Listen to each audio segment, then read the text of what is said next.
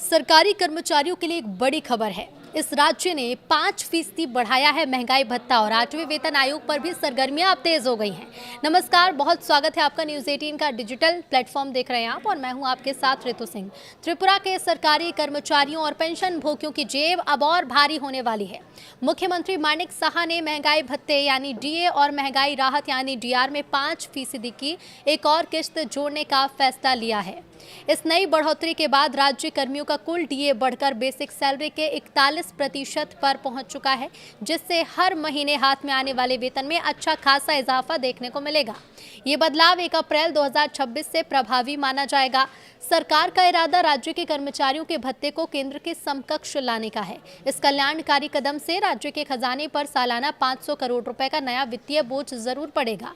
इस वित्तीय घोषणा का फायदा सीधे तौर पर 1,02,563 नियमित कर्मचारियों और 81,019 पेंशन भोगियों को मिलेगा। राज्य के वित्त मंत्री प्रणजीत सिंह रॉय के मुताबिक मौजूदा वित्तीय वर्ष 2026-27 के लिए तय 34,212.31 करोड़ के कुल बजट का एक बड़ा हिस्सा यानी कि करीब 15,000 करोड़ सिर्फ अधिकारी कर्मचारियों के वेतन और पेंशन भुगतान में जाएगा।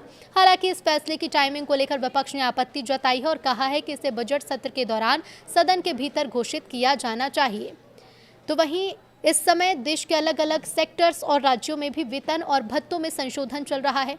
रेलवे के कर्मचारियों का महंगाई भत्ता 2% की बढ़ोतरी के साथ अब 58% से उठकर 60% के आंकड़े को छू गया है। यूनाइटेड फोरम के तहत बैंकर्स की मासिक सैलरी में मई से जुलाई 2026 के बीच 435 से लेकर 1050 तक की वृद्धि तय की गई है।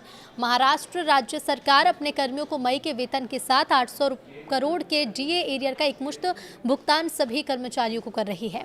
तो वहीं अन्य राज्य यानी कि उत्तर प्रदेश, बिहार, ओडिशा और तमिलनाडु जैसे बड़े राज्यों ने भी हाल ही में अपने कर्मचारियों के डीए में 2-2% की वृद्धि दर्ज की है।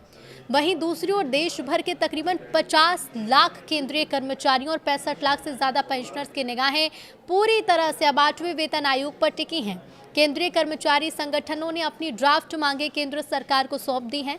इन यूनियंस ने मांग की है कि नए वेतनमान में भत्तों को पूरी तरह से रीएडजस्ट किया जाए और एक ऐसा सैलरी मॉडल लाया जाए जो सीधे तौर पर बाजार की महंगाई के अनुपात में खुद ब खुद बढ़ता रहे।